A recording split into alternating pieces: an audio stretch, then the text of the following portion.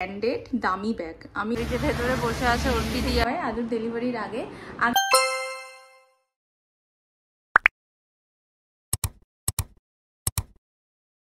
Hello everyone, welcome back to my channel and a brand new blog. আশা করি তোমরা সবাই খুব ভালো আছো আর সুস্থ আছো।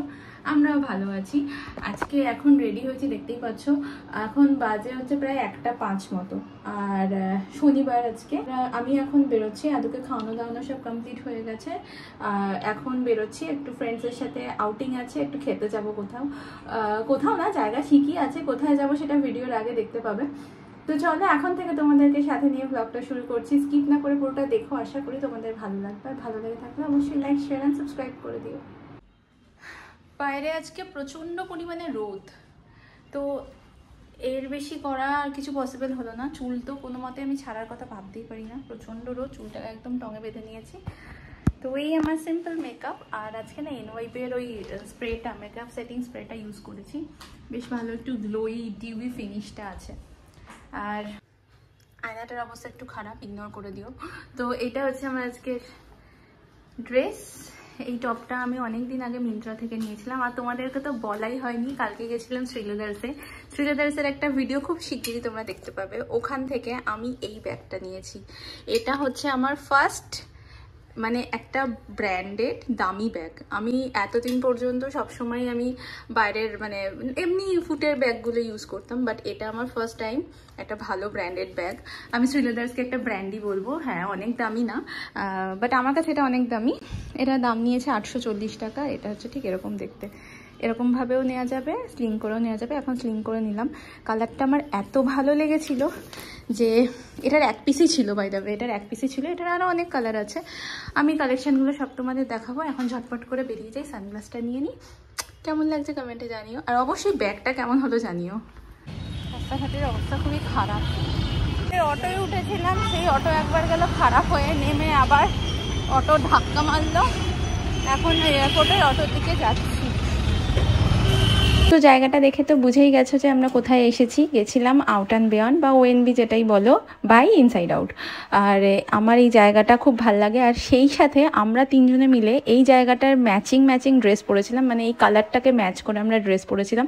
আর এটা ক্রেডিট সবসময় আমি দেবো রিয়াকে, কারণ ও সবসময় কোথাও আমাদের যদি প্ল্যান হয় ঘুরতে যাওয়ার, তো ও ড্রেস কোডটা ঠিক করে যে কে কী পরবে। হয়তো কখনো একই টাইপের ড্রেস পরি বা কখনো একই কালারের ড্রেস পরি, আর এইটার আইডিয়া কিন্তু ওরই থাকে, থ্যাঙ্কস টু হার। আমরা গেছিলাম 3 বান্ধবী মিলে, 3জনেই আমরা স্কুল ফ্রেন্ড, সুমি, আমি আর রিয়া। আরও বাকিদের সময় হয়নি আসলে। এখন তো সবাই সবার নিজের লাইফে এত বিজি যে সবসময় সময় হয় না, বাট তাও যে আমরা ডেলি লাইফের মাঝে এইরকম একটা দিন বের করি, তো সেটাই খুব ভালো লাগে। অনেক দিন পরে যখন দেখা হয় তখন আড্ডা দিতেই একদম আমাদের সময় কেটে যায়। আড্ডা দেওয়া আর ফটো তোলা, এটাই থাকে আমাদের মেন মোটো। আমরা ফার্স্টে অর্ডার দিয়েছি একটু মকটেলস। তো তার মধ্যে আছে, এটা আছে চিলি লাইম ম্যাঙ্গো, আর এটা একটা আউট অ্যান্ড বিয়ন্ড রিফ্রেশমেন্ট একটা সামথিং কি একটা নাম জানো। আর আমারটা এখনো আসেনি। এখানে তো সেরকম মেনু কার্ড নেই, এগুলো স্ক্যান করেই মেনু দেখতে পাওয়া যায়। আমি নিয়েছিলাম coconut mojito on the rocks. এটা ডাবের মধ্যে আসে, আর এটা খেতে ভীষণ সুন্দর ছিল। এটার দাম নিয়েছিল 242 টাকা।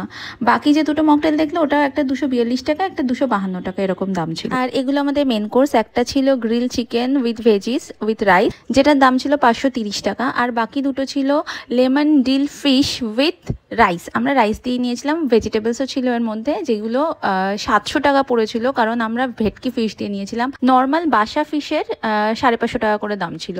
আর লাস্টে চিজ কেকটা মিস করলে তো চলেই না, কারণ আউট অ্যান্ড বিয়ন্ডের এটাই হচ্ছে সিগনেচার ডিশ আমি মনে করি।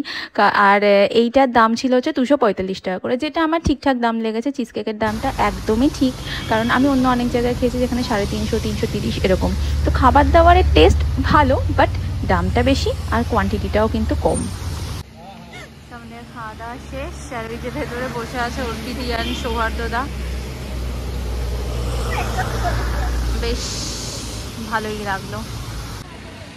হয়ে গেল আমাদের খাওয়া দাওয়া। আমি যেটার জন্য আশা আরও আমার মেনলি, যে সৌহার্দ্যদা আর অর্পিদির সাথেও দেখা হয়েছে, আর আমি ফটোও তুলেছি, সেটা আমি তোমাদের সাথে শেয়ার করে দেবো।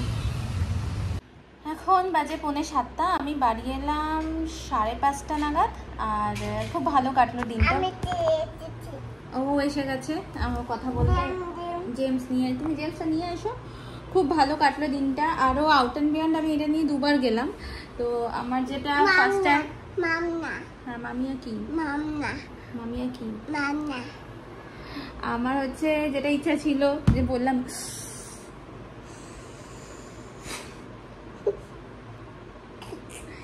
দুষ্টুর গাছ ক্যামেরা নিয়ে কথা বললেই অমনি চলে আসবে সামনে। তো আসার সময় মা বাবার জন্য মানে মা আর মাম্পির জন্য আমি একটু মিয়ামোড়ে থেকে চিকেন 65 নিয়ে আসলাম। তো এয়ারপোর্ট 1 নম্বরে ওখানে যে মিয়ামোড়েটা আছে ওখান থেকে নিচ্ছিলাম। ওদের আজকে কিছু একটা ছিল অকেশন, তো সেই জন্য আবার একটা করে চকো চিপস মাফিন ফ্রি দিয়েছে, তো সেটাই আমি এখন ওকে খাওয়াচ্ছি। আর যেটা বলছিলাম আউট অ্যান্ড বিয়ন্ডে এটা নিয়ে আমি 2 বার গেলাম। আউট অ্যান্ড বিয়ন্ডে খাবার দাবার আমার ভালো লাগে, বাট একটু ওভার প্রাইস, এটা মানতেই হবে, এটা সবাই মানে ওভার প্রাইস আর কোয়ান্টিটিও একটু কমই থাকে। তো যাই হোক খাবার দাবার ভালোই খেলাম। রিয়া চিকেনটা নিয়েছিল, চিকেনটা ঠিকঠাক একটু ভালো লাগেনি, একটু ড্রাই ছিল।